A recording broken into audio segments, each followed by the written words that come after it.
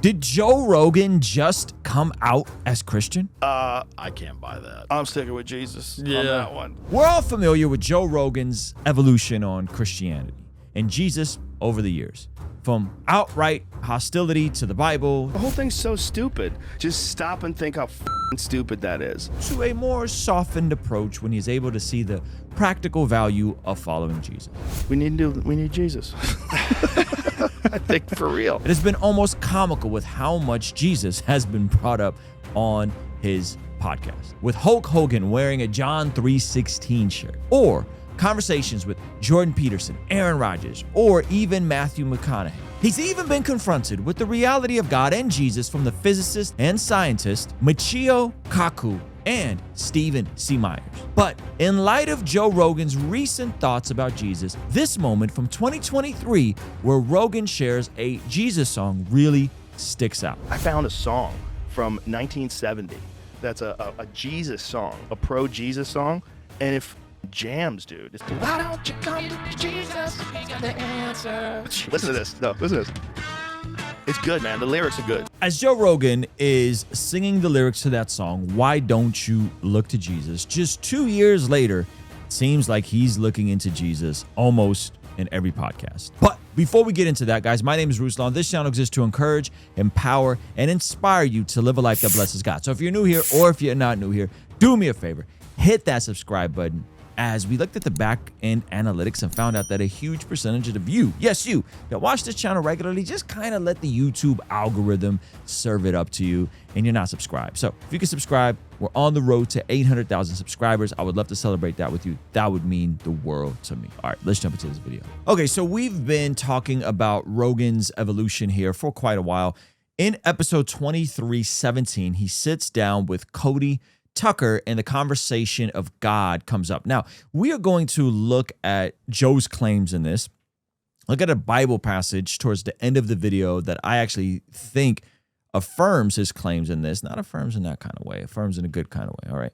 And then we are going to look at a video of how preposterous the counterclaims to Joe Rogan actually are. Okay, so before we get into that, let's check out this clip. This is around the hour and 37-minute mark where the conversation of God comes out. Check this out. But then who made all that? Right. Like, is there a God? Did God make this? Or is God the universe? Yeah, but then who made God? And then that bothers me. So they're talking about the universe. They're talking about who made the universe. Is the universe God? If there is a God, who made God? Now, the question of who created God is actually a funny one because it was explored at length by Impact Video Ministries in one of those interesting storyboard videos. Check this out real quick. Now, someone may ask, well, who created God? And for the sake of building an argument, let's just say that the Christian God and Jesus were created by a greater God. So let's call this God, God 2. So God 2 created Christian God. Problem solved. But actually, another question arises. Who then created God 2? Well, actually, the answer's pretty easy. God 3 obviously created God 2. And this creates a bigger problem, because if everything needs a cause for its existence, then us as people could never exist. Why? Let's look at ourselves, the existence of people, as being a domino. And the Christian God who created us, he's the domino before us. And God 2 is the domino before Christian God, and God 3 is before God 2, and so on. Now, if everything always needed a cause for its existence, then there would be an unending or infinite number of dominoes, and if there was an infinite number of dominoes, we couldn't be here because nothing could ever begin. So if there's an infinite number of dominoes, we couldn't be here because nothing would ever begin. And what we do know is that the universe had a beginning. So that is why the Christian God actually makes the most amount of sense, because the God of the Bible is outside of space and time, and he does not need a cause. That is what makes him God. Okay, let's come back to this Joe Rogan video as they dive in a little deeper on some of these questions. Like, who made that thing? Is that a thing that we think that, like, because we were born and we die, that we have these biological limitations that we attach to the universe itself? That's fair. Right. Yeah, that we see things as being built and destroyed. That there's always been something. Well, wouldn't it be crazy if there wasn't something at one point in time? Yeah. That seems even crazier. Then there always has been something. So it's interesting that Rogan points out something similar. We're looking at the beginning of the universe and the existence of something outside of time through the lens of our own human experience as people who have beginnings and ends. But God is ontologically different. Okay, let's come back to this Rogan interview. If it's just the nature of everything, there is always something, right? Right. It couldn't be nothing and then all of a sudden everything. That Right. seems... Because what started that? What kicked that off? Exactly. What snapped its fingers? Like That's McKenna's great line. Terrence McKenna had a great line about the difference between science and religion is that science only asks you for one miracle. I want you to believe in one miracle, the Big Bang. Yeah. That's a good one. It's a great line. Yeah. It's because it really is true. So we've heard Rogan say this multiple times before. Science only asks you for one miracle. Now, we're going to look at him in a moment actually making what I feel like is one of the most overt professions of faith in Jesus I've heard yet. I'm not saying he's a follower of Jesus and all that kind of stuff just yet, but it seems like he's definitely leaning that way, or at the very least, Jesus curious. But it's actually even more preposterous than this. Rogan rightfully says that science only asks you one miracle, which is how did the beginning start, and then they'll explain the rest. But my buddy Glenn Scrivener points out that there's actually 4 miracles that one has to acknowledge. Check this clip out with Glenn Scrivener sitting down on John Anderson Media's YouTube channel and the 4 miracles that is actually required to hold a atheistic position. Scientifically, we've already seen 4 miracles that are orders of magnitude more improbable than that carpenter walking out of a Jerusalem tomb. Okay, That's a big thing to say. Well, everything's come from nothing, John. Right. Yeah, all right, I get it. Everything's come from nothing. Everything's come from nothing. Yeah. So, I believe in the virgin birth of Jesus, but this is the virgin birth of the cosmos without a virgin, right? for no reason, And so everything's come from nothing. Order has come from chaos, because if we have come from a giant explosion, it's the most finely tuned explosion I've ever seen. And so it seems to me to be an unscientific escape from a distasteful conclusion that an atheist scientist might see a design argument, and instead of going for a designer, they escape that way. And so we've had everything from nothing. We've had order has come from chaos. Life has emerged from non-life, right? How do you go from chemistry, prebiotic chemistry, to biology? That's a big problem. It's a big issue. I happen to believe that one man walked out of a Jerusalem tomb 2,000 years ago. I happen to believe that the non-living Jesus became living. But the atheistic account of biology is that all life came from non-living material. And then we've got, minds from mindless matter. How do you go from biology to psychology? Again, David Chalmers, an Australian philosopher of mind, says, how do you go from the water of the brain to the wine of consciousness? Well, I happen to believe in a miracle maker who makes that sort of stuff possible. And so I would say that all of those are miracles that are sort of life from the dead kind of things. And then when I look at Jesus, well, he claims to be our maker. And if he is who he says he is, it would be extraordinary if he didn't rise from the dead, if he rotted in some Jerusalem tomb. As I believe in the resurrection, it's not because I'm adding one more absurdity to my worldview. I am looking through the lens of this life from the dead God, and it explains what would otherwise be absurd. Now, I love that Glenn makes the point, rightfully so here, that the resurrection event actually explains everything else. So when you consider those 4 miracles and you juxtapose those to who Jesus claimed to be, it's not that preposterous for him to rise himself from the dead. Think about this. Jesus rose other people from the dead. In John chapter 11, we see Jesus raising his friend Lazarus from the dead. This is brilliantly depicted in The Chosen's season 4, episode 7, where Jesus, played by Jonathan Rumi, raises Lazarus from the dead. And it's incredible. And so the idea that Jesus rising from the dead is somehow crazy isn't, because he's risen other people from the dead. Not just Lazarus. We also see Jesus raising a little girl from the dead in Matthew chapter 9. This is depicted in season 3 of The Chosen. Now, I'm referencing The Chosen simply because sometimes we can read these things and we don't understand the magnitude of what actually happened. And so shout out to Dallas Jenkins, shout out to our friends over at The Chosen. We know at least 3 people that Jesus rose from the dead in the gospel narrative. Jairus' daughter, who we described, his friend Lazarus, and the son of the widow of Nain. Now, Joe Rogan goes on to say something very similar here with regards to Jesus. Check this out. Yes. And it's funny because people would be incredulous about the resurrection of Jesus Christ, but yet they're convinced that the entire universe was smaller than the head of a pin, and for no reason that anybody's adequately explained to me. That makes sense. Yeah. No. Instantaneously became everything. Yeah. Okay.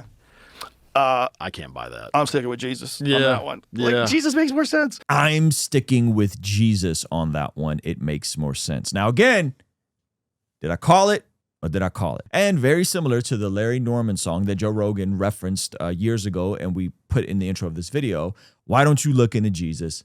He's got the answers. But some people will say, why? Why does Jesus have the answers? Well, this theme is actually all throughout Scripture, but we're going to go specifically to Colossians chapter 1, verse 15 in our trusty Logos software. Now, if you guys didn't know, I love Logos. They're a partner with us here. The themes explored about Jesus in this chapter aren't exclusive to this chapter. So let's look at it. Colossians chapter 3, verse 15, it says, "The Son is the image of the invisible God, the firstborn over all creation." Okay, I think people could see that Jesus is over all creation, but then it makes even more intense statements. "For in him all things were created, things in heaven and on earth, visible and invisible, whether thrones or powers or rulers or authorities." But the end of verse 16 is where it doubles down. Paul's doubling down. "All things have been created through him and for him.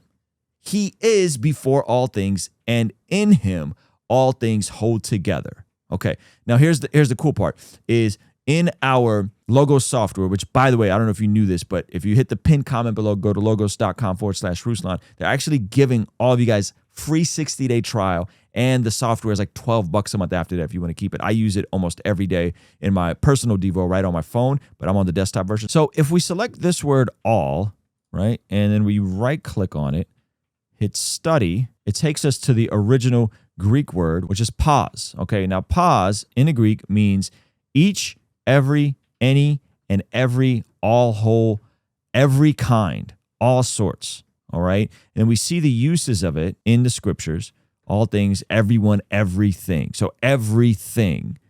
Okay. And if we go down here, we could even see other verses that Jesus is using this in Matthew 11, right? "All things have been committed to me by my Father. No one knows the Son except the Father, and no one knows the Father except the Son." We go to Matthew 5:18, and he says, "For truly I tell you, until heaven and earth disappear, not the smallest letter, not the least stroke of a pen will by any means disappear from the law until everything is accomplished." And then in 1 Corinthians 6. So it's really cool to be able to have this reference for that word specifically, right? When you consider the phrase, all things, because the word things here also means pause, right? So it's not two different words that Paul is using. Select it, we go study, same word, right? All things. So this is one phrase. It's one word in the Greek, which is pause, and it translates as two words in our New Testament. The point being is that all things have been created through him, Jesus, and for him. So Jesus is the creator, right? He is who all things are created from. In the very next line, verse 17, it says, "He is before all things." So not only are all things created for him, all things are created through him, and he is before all things. That same word, pause, he is also before all things. Now, here's the cool part that I think we get to step into is verse 18. It says, "And he is the head of the body, the church. He is the beginning and the firstborn from among the dead, so that in everything he might have the supremacy." Jesus is supreme. The same language is also used in Revelation, where Jesus declares, "I am the Alpha, I am the beginning and the end." And so we see Jesus as outside of space and time. And the cool part is in verse 18, he is the head of the body, which is the church, the body of Christ, the global community of believers all around the world. And if you follow and believe in Jesus, you are a part of Christ's body. So it's not just that Christ is supreme and it's this distant idea that we can wrestle with and do polemics and apologetics and philosophy and theology on. It's that he is above all things, and we as followers of Jesus are a part of his body. What does that practically look like? That looks like us stepping into a local church gathering, which, by the way, the church is the only institution that Jesus ever established, and getting to participate with being a part of Jesus's body, which is the community of believers here on this earth that he established. So Joe Rogan is absolutely right.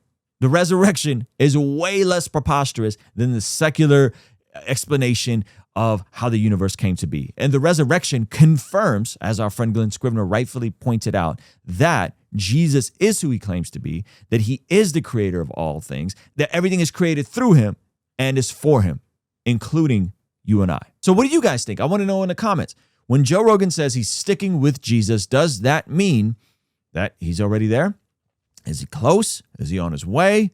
Let me know what you think. Also, if you want to get that 60-day free trial of this logo software, which, by the way, it's available on your phone and on the desktop and on the iPad, check this out here or click the link below. Logos.com/Ruslan will get you hooked up. And if you want to see a video about some of the expert developments on the Shroud of Turin, the cloth they believe was used to wrap up Jesus, we'll have that over here. All right? I'll see you over there. Peace.